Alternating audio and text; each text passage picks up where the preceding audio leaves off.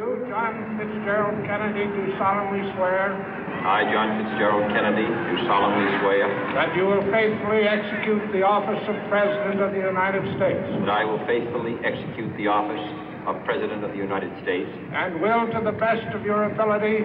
And will, to the best of my ability. Preserve, protect, and defend the Constitution of the United States. Preserve, protect, and defend the Constitution of the United States. So help you God. So help me God.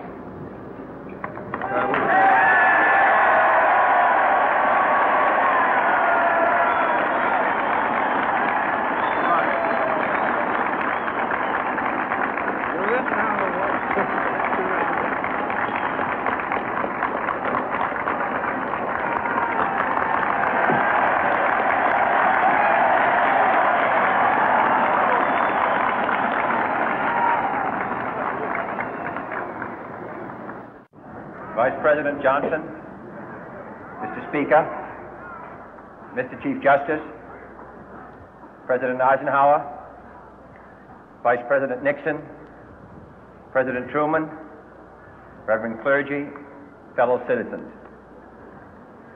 We observe today not a victory of party, but a celebration of freedom, symbolizing an end as well as a beginning, signifying renewal as well as change.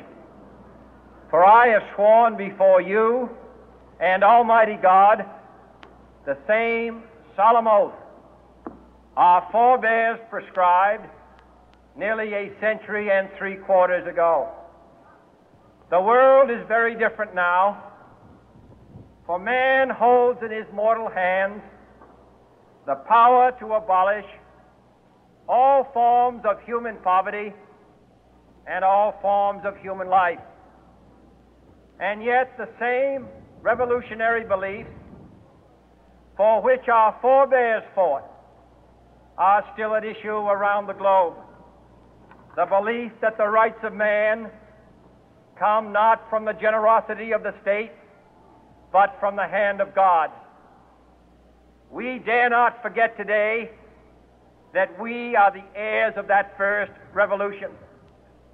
Let the word go forth from this time and place to friend and foe alike that the torch has been passed to a new generation of Americans born in this century, tempered by war, disciplined by a hard and bitter peace, proud of our ancient heritage, and unwilling to witness or permit the slow undoing of those human rights to which this nation has always been committed and to which we are committed today at home and around the world.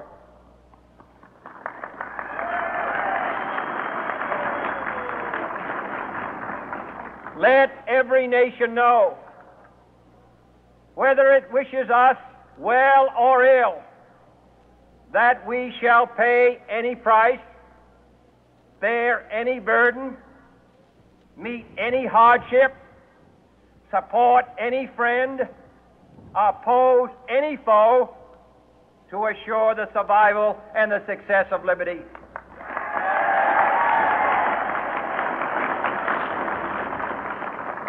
This much we pledge and more.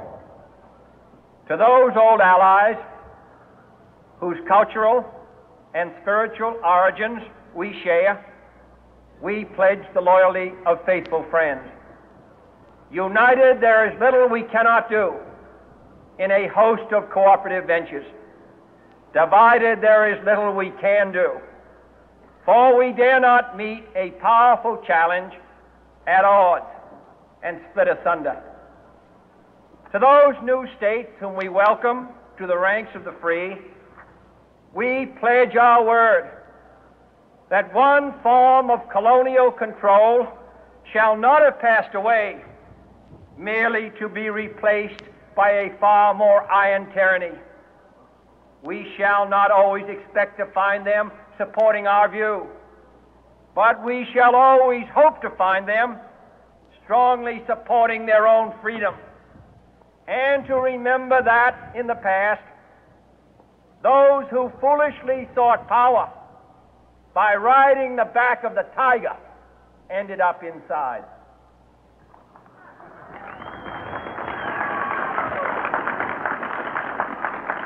To those people in the huts and villages of half the globe struggling to break the bonds of mass misery, we pledge our best efforts to help them help themselves for whatever period is required, not because the communists may be doing it, not because we seek their votes, but because it is right. If a free society cannot help the many who are poor, it cannot save the few who are rich.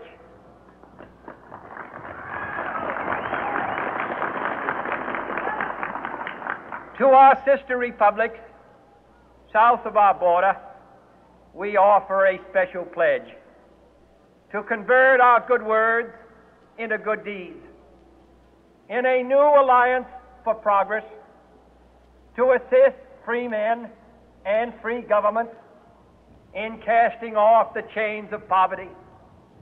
But this peaceful revolution of hope cannot become the prey of hostile powers. Let all our neighbors know that we shall join with them to oppose aggression or subversion anywhere in the Americas. And let every other power know that this hemisphere intends to remain the master of its own house.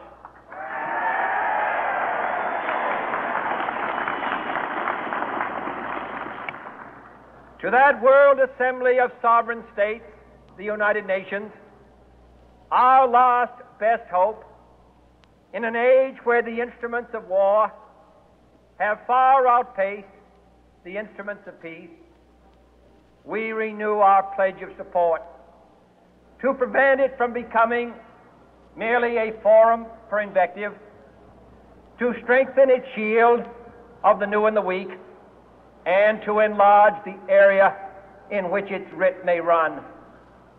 Finally, to those nations who would make themselves our adversary, we offer not a pledge, but a request that both sides begin anew the quest for peace.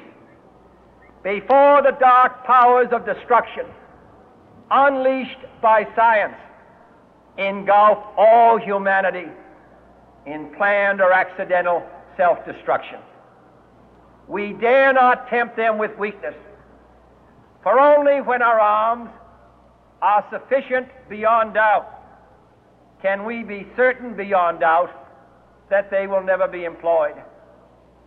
But neither can two great and powerful groups of nations take comfort from our present course, both sides overburdened by the cost of modern weapons, both rightly alarmed by the steady spread of the deadly atom, yet both racing to alter that uncertain balance of terror that stays the hand of mankind's final war. So let us begin anew, remembering on both sides that civility is not a sign of weakness, and sincerity is always subject to proof. Let us never negotiate out of fear, but let us never fear to negotiate.